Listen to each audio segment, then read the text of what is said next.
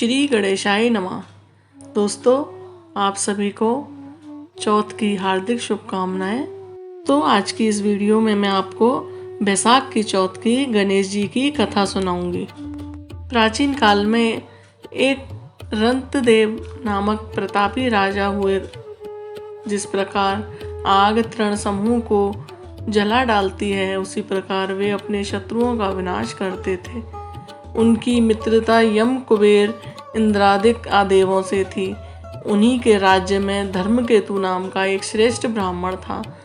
उनके 2 स्त्रियां थीं, एक का नाम सुशीला और दूसरी का नाम चंचला था। सुशीला नित्य ही कोई न कोई व्रत किया करती थी, फलतः उसने अपने शरीर को दुर्बल बना डाला व्रत कर करके। इसके विपरीत चंचला कभी भी कोई व्रत नहीं करती थी, कोई उपवास नहीं करती थी, कोई व्रत ना करके वो भरपेट भोजन ही करती थी। इधर सुशीला को सुंदर लक्षणों वाली एक कन्या हुई और उधर चंचला को पुत्र रत्न की प्राप्ति हुई। यह देखकर चंचला बारंबार सुशीला को ताना देने लगी।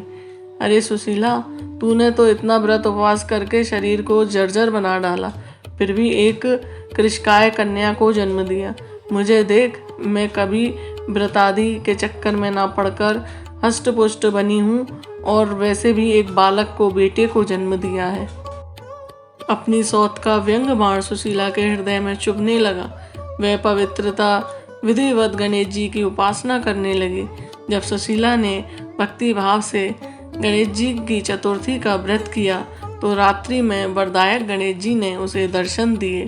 श्री गणेश जी ने कहा, हे सुशीले, तेरी आराधना से हम अत्यधिक संतुष्ट हुए हैं। मैं तुम्हें वरदान देता हूँ कि तेरी कन्या के मुख से निरंतर मोती और मूंगा प्रवाहित होते रहेंगे। हे कल्याणी, इससे तुझे सदा प्रसन्नता रहेगी। हे सुशीले, तुझे वेद शास्त्र वेदता एक पुत्र भी होगा। इस प्रकार का वरदान देकर गणेश जी वहां से अंतर्ध्यान हो गए। वरदान प्राप्ति के फलस्वरूप उस कन्या के मुंह से सदैव मोती और मूंगा झड़ने लगे। कुछ दिनों के बाद सुशीला को एक पुत्र उत्पन्न हुआ। तदंतर धर्मकेतु का स्वर्गवास हो गया। उनकी मृत्यु के उपरांत चंचला घर का सारा धन लेकर दूसरे घर में जाकर रहने लगी, परंतु सुशीला पति गृह में रहकर ही पुत्र और पुत्री का पालन पोषण करने लगी। अपनी कन्या के मुख से मोती मूंगा गिरने के फलस्वरूप सुशीला के पास अल्प समय में ही बहुत सा धन एकत्रित हो गया। इस कारण चंचला इससे ईर्ष्या करने लगी। एक दिन हत्या करने के उद्देश्य से चंचला ने सुशीला की कन्या को कुएं में ढकेल दिया।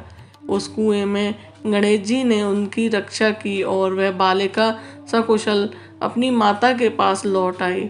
उस बालिका को जीवित देखकर चंचला का मन चिंतित हो गया और वह सोचने लगी कि इसकी रक्षा ईश्वर करता है, उसे कौन मार सकता है। इधर सुशीला अपनी पुत्री को पुनः प्राप्त कर प्रसन्न हो गई। पुत्री को छाती से लगाकर उसने कहा, श्री गणेश जी ने तुझे पुनः जीवन दिया है।